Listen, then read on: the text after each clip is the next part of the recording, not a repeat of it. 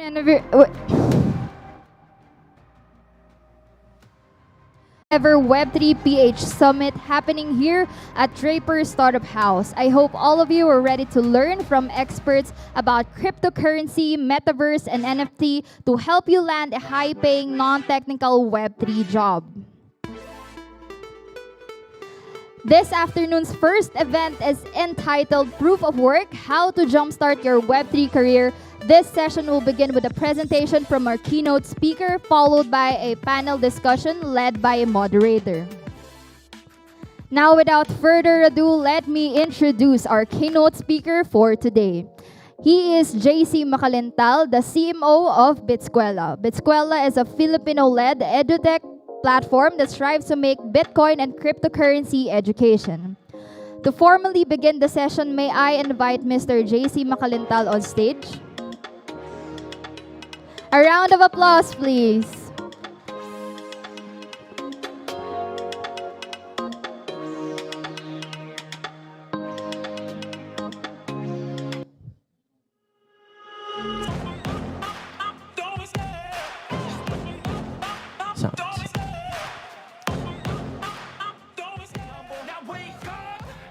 All right.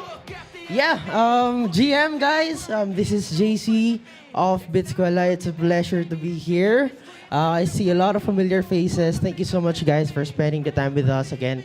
Yeah, I see a few friends. Brother Jiro, our CEO from Bitsquela, is here, and a few partners as well. Again, thank you so much for joining us. And yeah, I'm here to talk to you about proof of work, how you can start your Web3 career in a non-technical standpoint. And I'm just here to share my story, of course, on how exactly we arrived here. As you know, Bitsquela is a Web3 edutech company that helps Filipinos own a piece of the internet. And I am here to share my journey from publications to nonprofit to startups and, of course, firms and agencies, and how I got to where I am right now at Web3. So I actually started in publications. I started writing, I think when I was in grade 1. I started to compete at publications, from news writing, editorial writing, learning the ins and outs of storytelling. And from there, I basically was able to understand how newspapers work. Newspapers, when it comes to telling stories on a day-to-day basis, something always has to be run, something always has to be printed, a story always has to be told. And there's a structure particular to storytelling, such that the writer reports to the editor, and the editor reports to the EIC and whatnot. And I discovered that that's also the same when I hop into the startup scene a few years later. So when I got into the startup scene, I noticed to see the similarities between publications and startups. First, of course, day-to-day operations was tough. You're like a small team doing the task of a 20 to 30 people team. And that's where I saw the similarities. If publications were managed by the EIC, then startups were also managed by the CEO.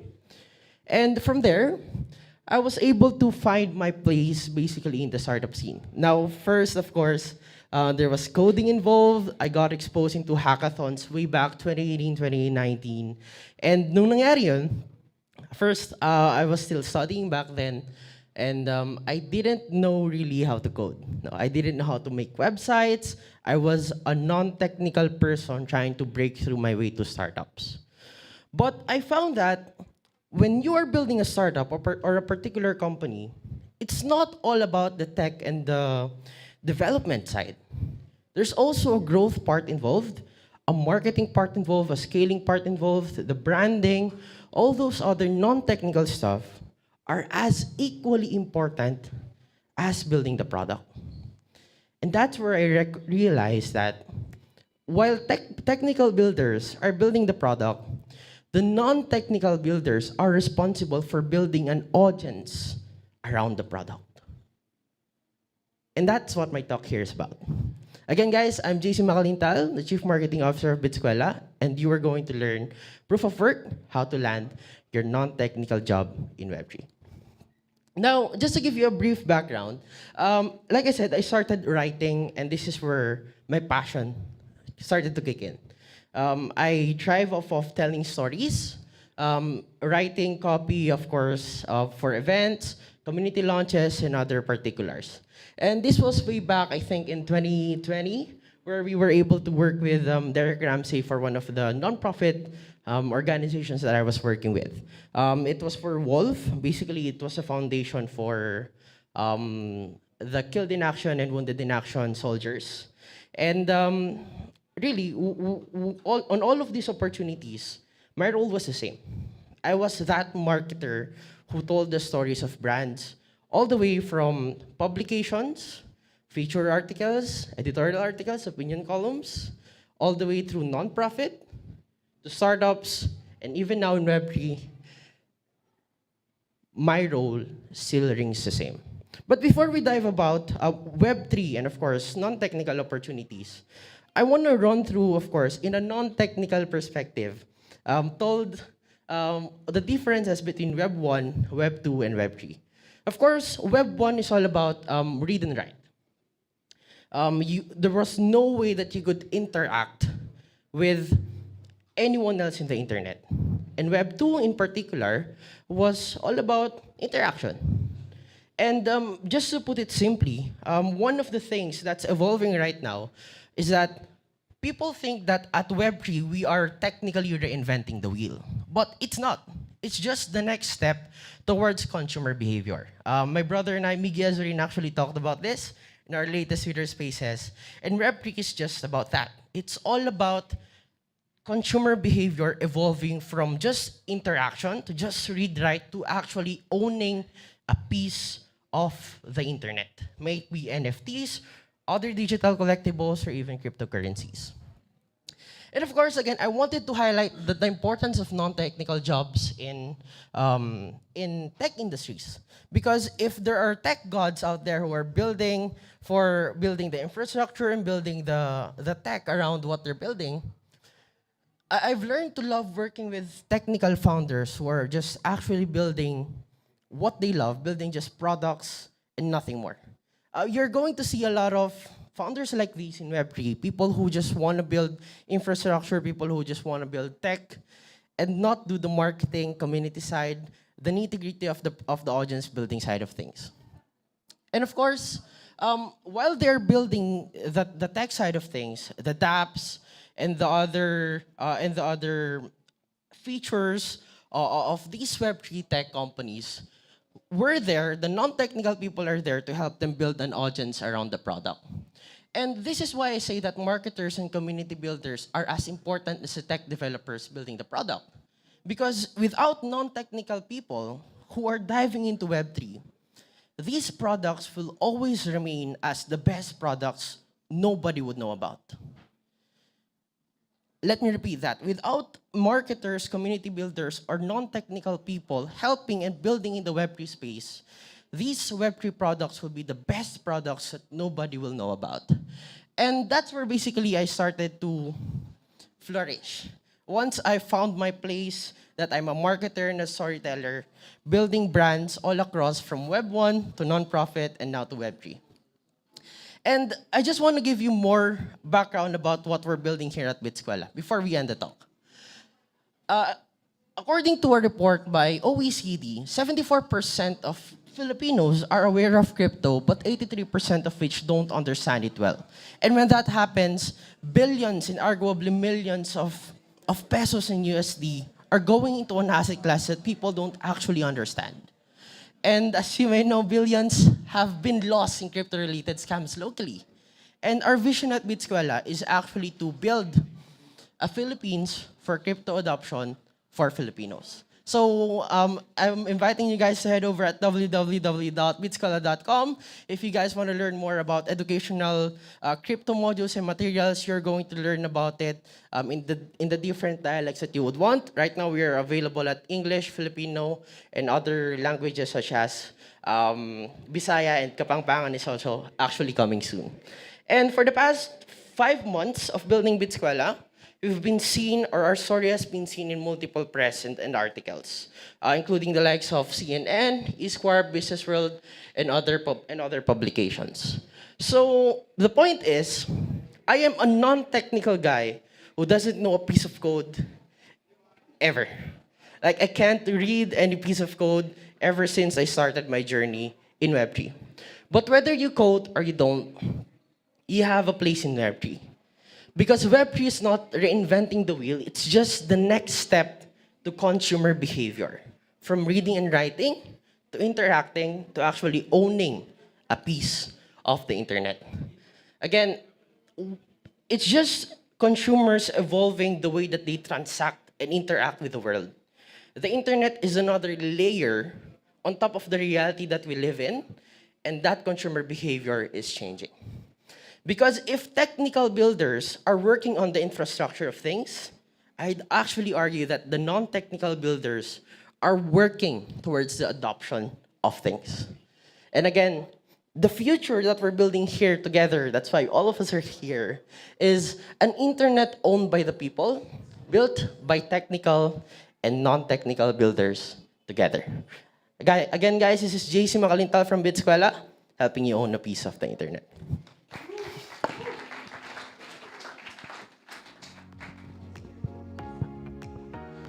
Thank you so much for that very, very insightful presentation, JC. Again, a round of applause for our keynote speaker, please.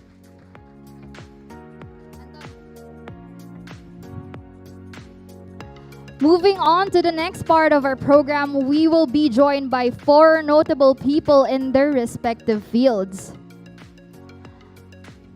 First, we welcome back on deck Mr. JC Makalintal, the CMO of Bitskwela. Next on our list is JR Kilantang, or JQ Crypto, founder of Crypto Pinas. Crypto Pinas is a Filipino crypto community for newbies and veterans that discuss blockchain, cryptocurrencies, NFTs, and more. We would like to invite Mr. JR Kilantang on stage, please.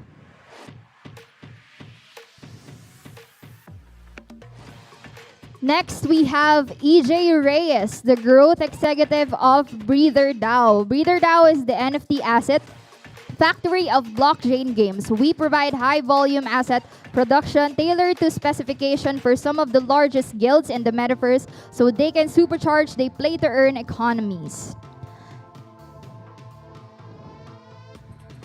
And of course, to facilitate this discussion, we have also invited Cheska Gonzalez, the founder of Women of Substance. Women of Substance is an ongoing project that celebrates the achievements of influential women while providing support for aspiring entrepreneurs in Web3. Again, a round of applause, please.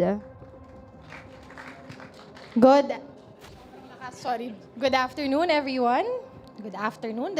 I believe this is the first panel. So, kamusta naman kayo?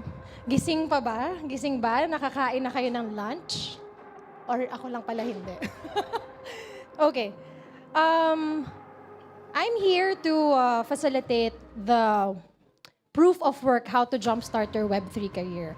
This is really, really exciting for me because I myself, I am not from the Web3 space. Hindi ako, this Web3 basically is a new space. So, I just want you to know kung paano nag-start kayong lahat, pati ako, dito sa Web3 space. And just to introduce myself, I am Cheska Gonzalez. I am the founder of Women of Substance NFT, but I am actually a pilot by profession. I've been with the airline industry for 10 years. But due to the pandemic, I lost my job dahil walang mga flights. And then I deep dived into crypto and the NFTs and the METAVERSE. And I incorporated my charity works with my NFTs. Kasi I was part of NAS Academy's top 50 crypto content creator master course. And from there, doon ako natuto tinuruan kami nila Nocer and nila Metacovan. So natutunan ko yung mga bagay na bago sa akin, but then I really enjoyed it. So from there, I became part of Women in Blockchain Asia. Ako kasi pag may gusto, tinutuloy-tuloy ko na eh. So I've been part of Women in Blockchain Asia. I've traveled to Dubai, stayed there for a month just to be immersed in the blockchain space. So ganun, at saka to Singapore, talagang ganun yung ginawa ko. And from there, ayun, doon nag-start yung Web3 career ko. I'm still enjoying. I can still go back to the airline, pero baka hindi muna ngayon. So, yeah. So, yun yung story ko. But, I wanna ask you and introduce yourself a little bit. Sige, ikaw muna. JR. JC. So, I guess on how I got into crypto, while I was sharing that journey nung una, at the moment where I got and found my place in the startup scene, marketing, growth hacking, I met this one particular friend of mine who's also here. His name is Man. No? He's from Bitskola also. And siya yung nag-introduce sa akin ng crypto actually. Oh, so at that time, we were, of course, we were friends trying to make bucks. We were friends building stuff. But when we were comparing, parang where we are at our milestones, this particular guy made in one night what the entire group made in a month. So nung una, talagang it was mind-blowing, no? Like the fact that it was doable on crypto. But nung una, it was just about this, and then once the community in the tech company grew, talagang it's all about owning a piece of the internet pala. So, ayun. And then, years after that, digital collectibles or NFTs bloomed, and then DeFi pumasok na, and then I fell in love with the space, and I've been building ever since.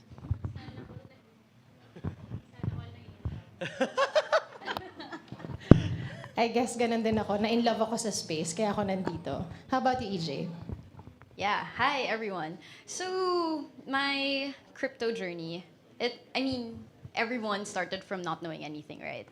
Yeah. So the thing is, I've always been a tech enthusiast. I was always following the news, reading news here and there, following the tech trends, and I always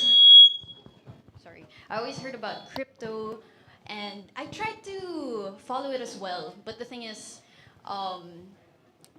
it was very technical. All the resources I found online, either very technical or like the information was inconsistent. And basically, every time I tried to self-study, I couldn't move forward. I basically didn't have that starting point. So with that, I just dismissed it altogether. So,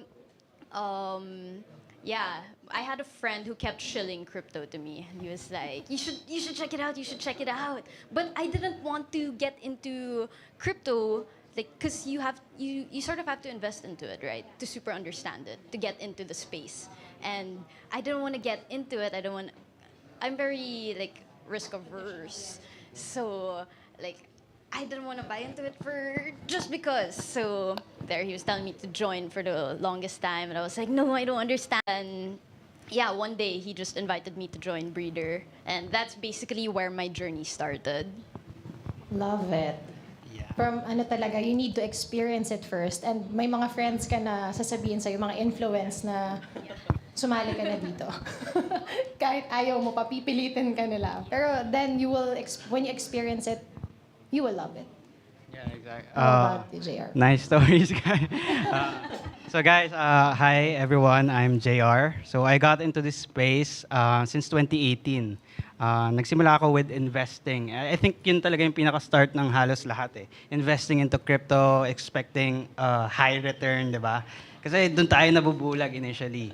But once na nag-deep dive na ako further, there's really something na to explore pa, which is the entire Web3.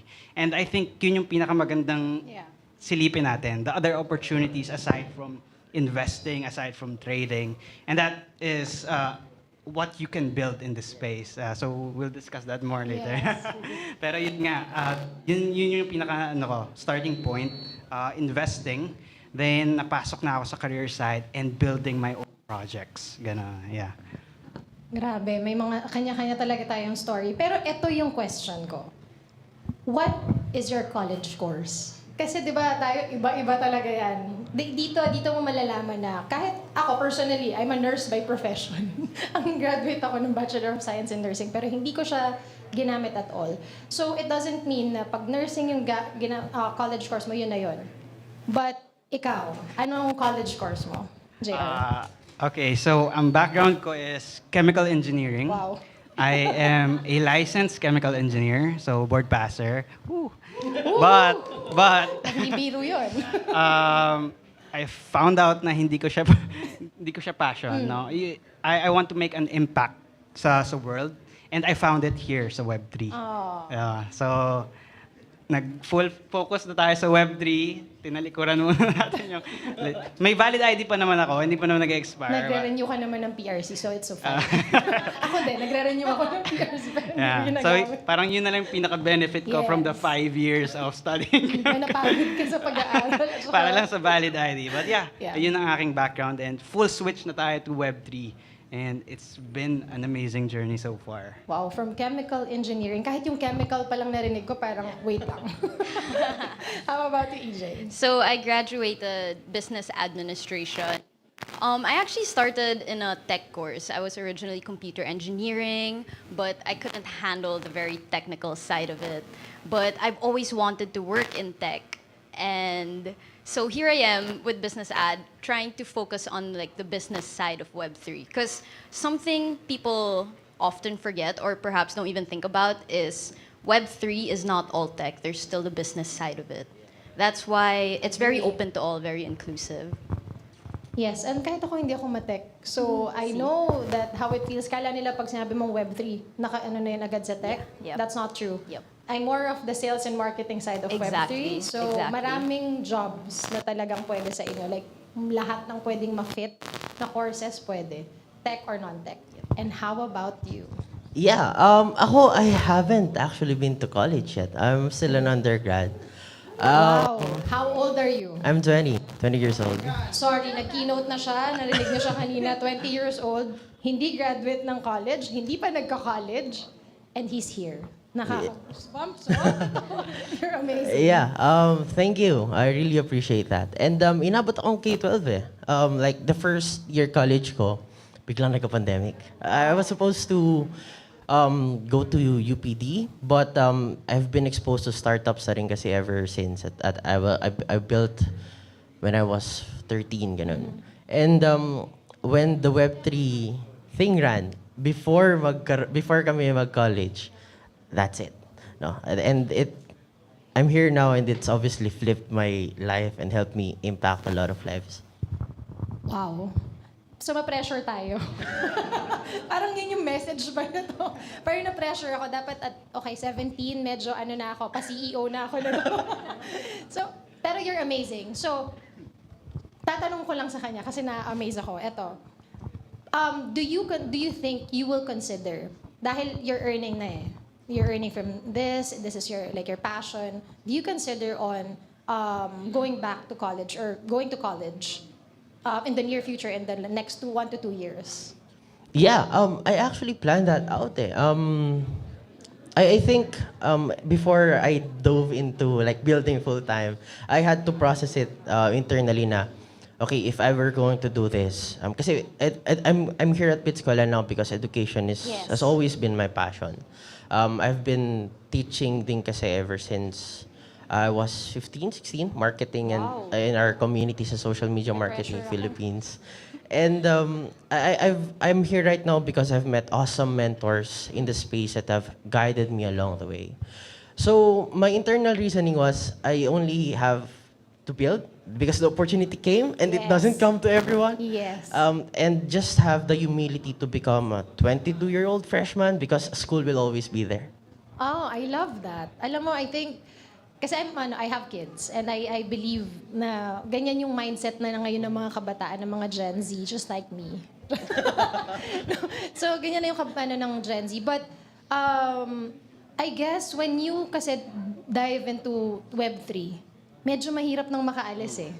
Honestly, question sa akin lagi yan, but kailan ako babalik na, ang hirap sagutin. Pero hindi nila maintindihan, it's not just the money kasi. I think it's also the lifestyle and yung marami ka natutulungan and parang dami mo natututunan, bagong-bago kasi siya sa space. So, I salute you for amazing ka. You're amazing. I salute you kahit na you have this mindset at this early age na sana lahat ng kabataan maintindihan yung kung ano yung gusto nilang talaga nilang gawin. It's not about having a college degree. It's not about having whatever, you know. It's about what you really love to do. And parang ikaw, di ba? Sabi mo, chemical engineering, you don't like it, but I mean, tinapos mo siya, pero that's not your thing. So pwede, possible talaga yon. And for EJ, so you mentioned that you had zero crypto experience. So what made you decide to want to apply for Breeder DAO? And where did you find the internship post, etc.? Paano nag-umpisa lahat to? I guess, so as mentioned earlier, my friend who kept shilling crypto to me, yeah, he's the one who told me about Breeder DAO because right at my final semester in college, I started job hunting, and then sakto that same time, he got hired by Breeder DAO, and he was like, "Hey, EJ, like you should check out this startup, this Web3 startup, because they're very inclusive, very inviting. So they're also very welcoming of people who don't know anything about crypto. So you mentioned that you have like no resource to learn from. So here, like these people are willing to teach. So that's really what attracted me to the space, no? And what better way to learn than by being in the space. So it was really a learning process. Like even up to this very day, I'm still learning. You know, by engaging with people in the session right now, still learning.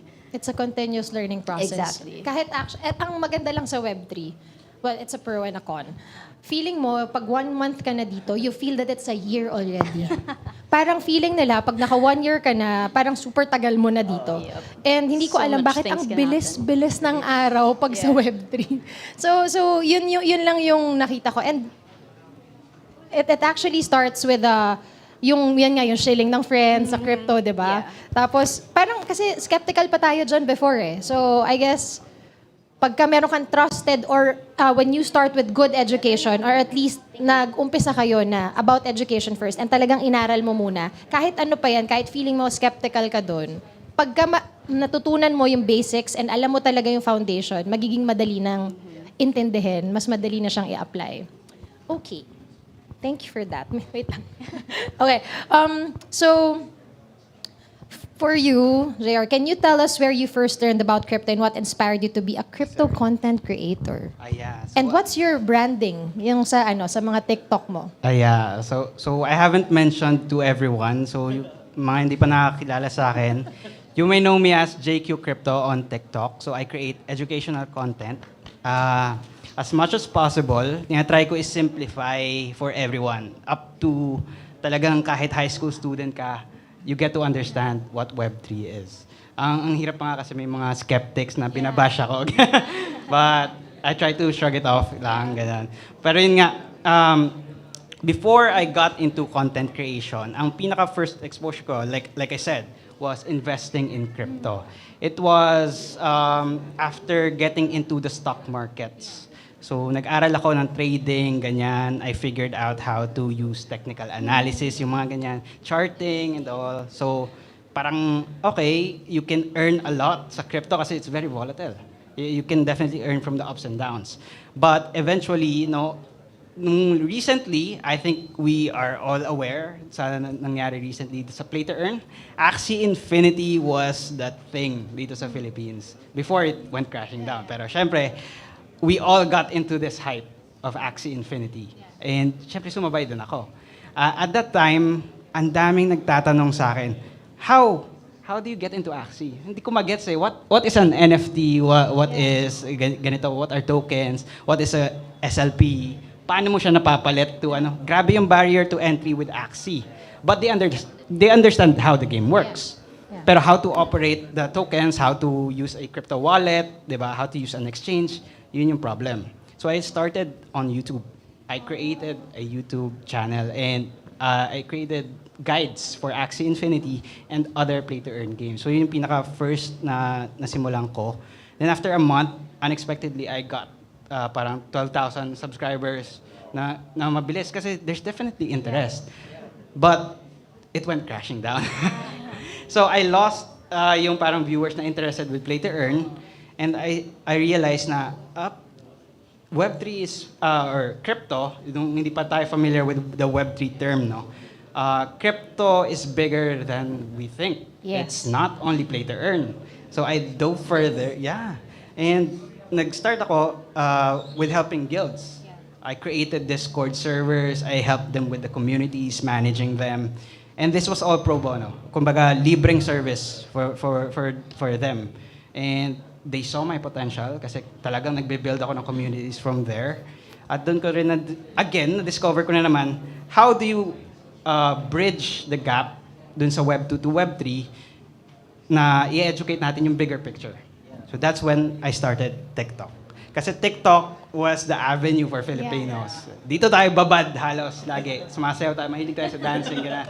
So I started the TikTok account and I tried to simplify blockchain as much as possible. Blockchain ang pinakauna kong content. Anong brand mo? Anong brand name mo doon? JQ Crypto. JQ. Yeah. Okay, So JQ if you want to learn about crypto, I create Web3 educational content there. So talagang I try to simplify it as much as possible para maintindihan ng lahat. So yun yung parang naging journey ko with the education side of crypto. Then syempre, yung community management sa guilds. Yeah. Ngayon, naging community builder na rin ako. And now, starting my own projects na hindi ko pa madidisclose. Love it. Perfect. And at saka alam mo, tingnan nyo, maraming trabaho talaga sa Web3. Kasi, di ba, meron na biglang crypto content creators. Dati wala namang ganun eh. So, doon ako na-amaze na biglang may mga nanganganak na mga jobs dito sa Web3. But yes, definitely, we need you because kailangan natin educate yung mga traditional pa yung mindset nila na hindi pa nila naiintindihan to, kailangan nila matutunan.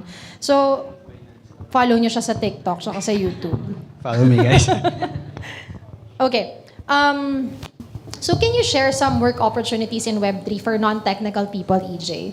Ano pa yung mga tingin mong masashare natin sa kanila na kala nila kasi tech lang, di ba? So sa inyo ba? Ano yung mga non-tech na pwedeng maging jobs? Of course, there's the marketing side, there's the sales side, there's the business development side. You know, these are all non-technical roles where you don't need to know how to program or all of that. There's even the artistic, creative side where you design, right?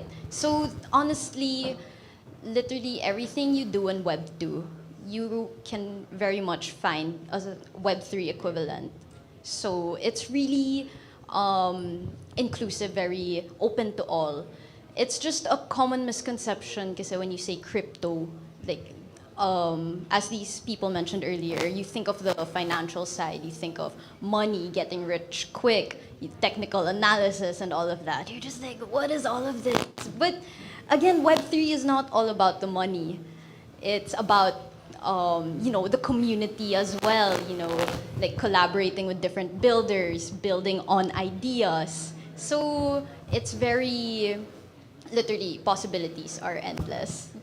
That's true. When I went to other countries, it actually opened a lot of doors for me. Akala ko, when I traveled before, being a pilot, yun pala hindi, kasi nasa loob lang ako ng cockpit, diba? Pero dito parang talagang namulat ako sa mundo na ang dami pa palang possibilities. So, yes, I believe you that akala ko rin, parang I don't have a place in here. Kasi usually fintech, diba? Yung parang metaverse, sabi ko, ano ba yung place mo dito? Pero eventually, you will find kung saan ka talaga dito kasi you have everything. And it's a whole community, it's a whole world. Yeah, bouncing off of that, the whole community idea, it's super amazing because since everything is internet-based, you connect with everyone from the ends of the world. Yes. You can build stuff with them. So it really brings everyone together. That's Digital the beauty of nomads, Web3. di ba? Kaya Exactly. nagkaroon din ng mga digital Yeah. nomads. Dumami lalo in digital nomads. And for you, JC, there aren't a lot of quality and accessible sources for modules on learning about blockchain, crypto, and the industry. For Bitskwela, how do you come up with your modules? Yeah, our modules and other educational verticals are actually proudly made by our own. We have an in-house, basically, na research team. Shout out to our research team, our head, si Vince Edralino. He's the one that spearheads basically the DR process, as we put it, and organize them into modules that are easier to understand. Because when you dive into Web3, the usual process would be like this. You search on Google, what is blockchain? And then Google gives you 10 million, 10 million searches, right? And you have to read at least like 10 to 15 actual links before you get a grasp of what they're actually trying to say. Now, we found that pain point to be the same from people who are just joining the space to even already amateurs that are refreshing, right? What's this term again? And that's where we basically built our educational resources, no? Making sure that, number one, we have a structured curriculum, and that we are continuously comparing, like what EJ said earlier, there is a version of this in Web3. Now, what is the closest thing to that in Web2? And that's how we onboard people.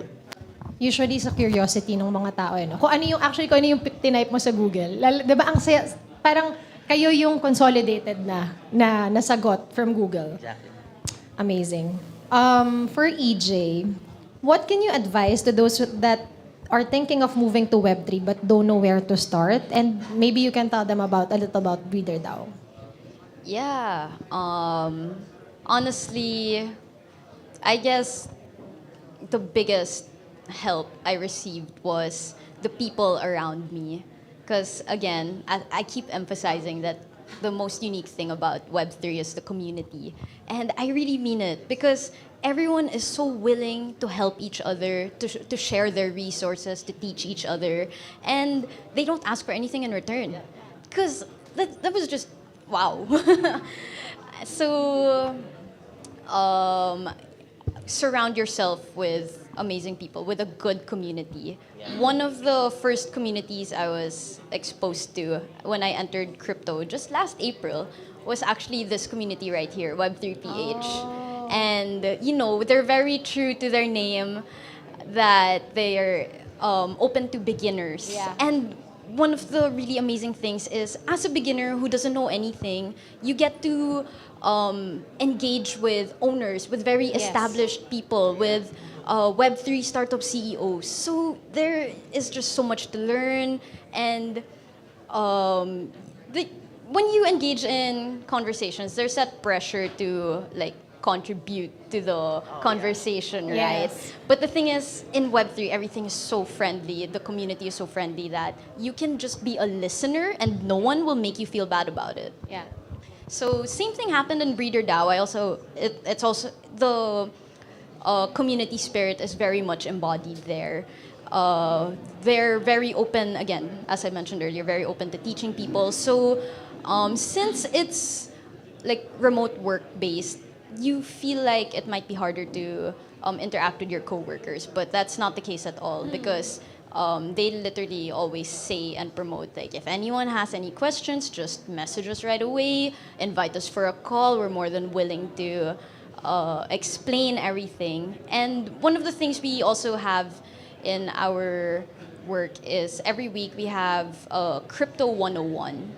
So that's how open we are to beginners, where we explain blockchain basics, crypto basics. And even until now, we're still very much open to onboarding newbies, to the crypto space and to BreederDAO. Amazing. And yes, community talaga. You find the right people to hang out with. Yan ang number one. Para maintindihan maintindihan mo rin kung ano yung mga curiosity mo. Now, for you, what is your advice to people who wants to go to the Web3 space, especially you don't have a college degree, and I really want you to tell them, especially the kids, na curious na. Yeah, the answer would be in support as well of what EJ said. One of the Twitter spaces that I hosted before with a few other notable people in the space, the advice was play long-term games with long-term people. So that's one of the things that I'd say would still rings true to me today. And again, I'm only here because I met the right mentors who have added value to me and showed me basically, JC, ito yung gumana sa akin, this is what didn't work for me, this is what worked for me. So I was able to, I'd say, practically know already the path where you can go from that makes everything easier.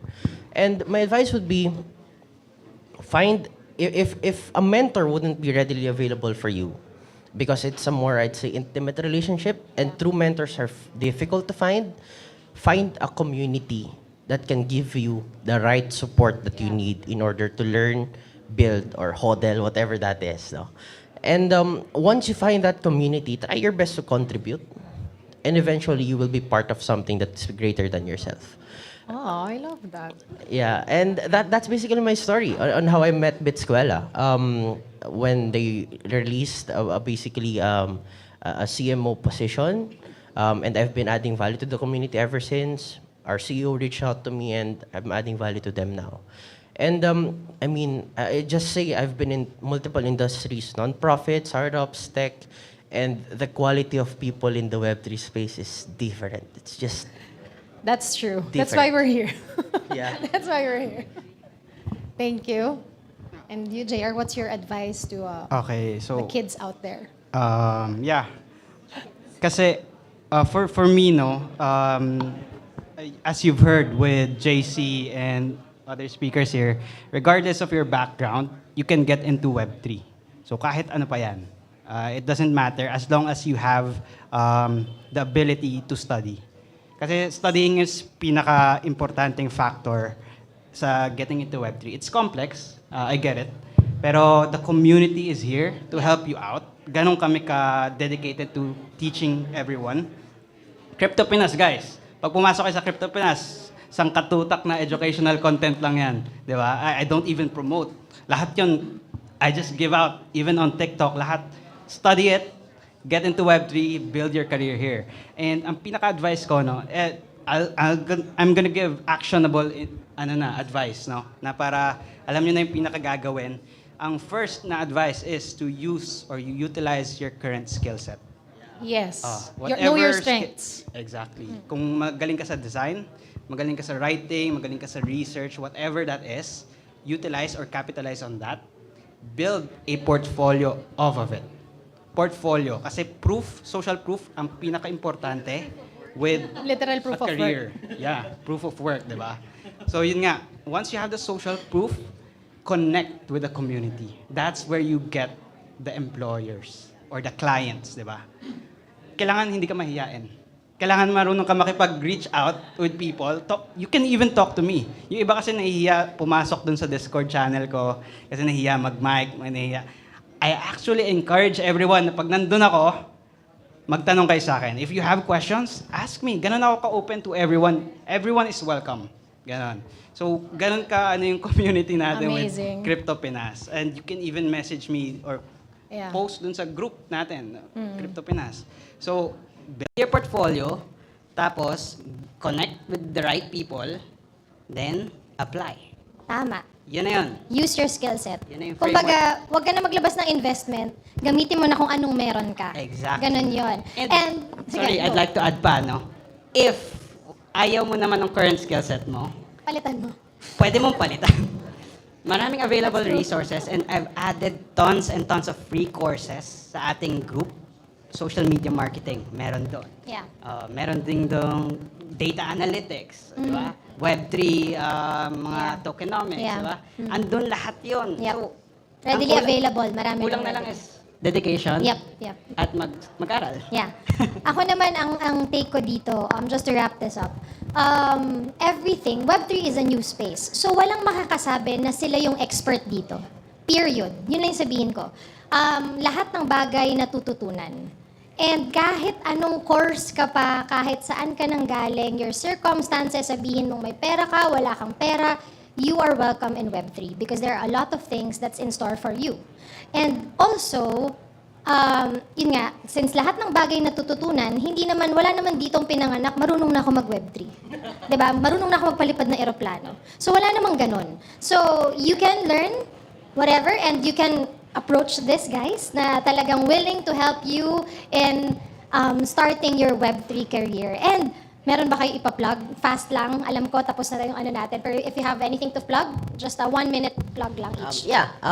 Again, guys, if you would want to learn more about cryptocurrency and other Web3, other parts of Web3, feel free to go to our website, www.bitsquela.com, for structured learning We are going to be launching in partnership with Social Media Marketing Philippines, Web3 marketing module created by yours truly po. So we'll be sharing the principles that we've done to build communities both in Web2 and in Web3. And thank you, EJ. If you're into blockchain gaming or if you want to get into it, you're more than welcome to approach us at Breeder DAO. If you're more on the data analytics side, still related to blockchain gaming, please check out playcore.io, which is our data analytics dashboard. It gives you all the information you need on the play-to-earn games, and we partnered with several games showing all the data that you need, not just as like a guild manager or whatsoever. Even the most casual player, it's open and it's free for you guys to use. Thank you, EJJR. Sa mga naghahanap ng study buddy dyan, papasok sa Web3, pasok kayo sa Crypto Pinas. Very welcome kayo. Ayan. Crypto Pinas on Facebook and Discord. Nandun din naman lahat ng links. Even on my TikTok, JQ Crypto, follow me. Kasi I create Web3 content, educational content. So I'm gonna help you guys get into a Web3 career na for free lang. Sana lahat free. Okay.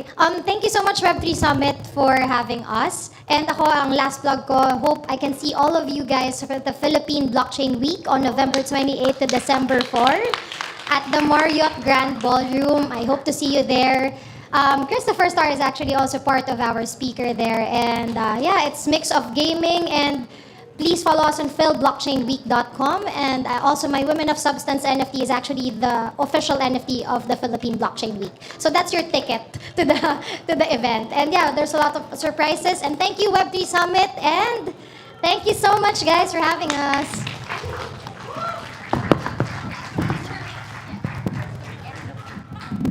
We would like to request the speakers and of course the moderator to please remain on stage for a quick photo op.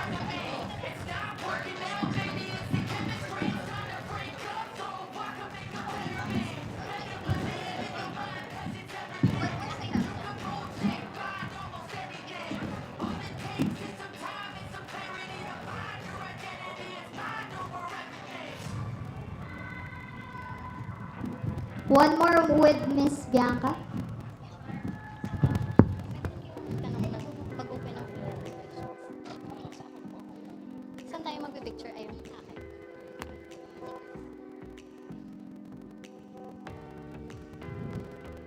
Alright, again, a round of applause for our first session. Okay na, close na niya. Okay. Oh, wait, yung gift ba?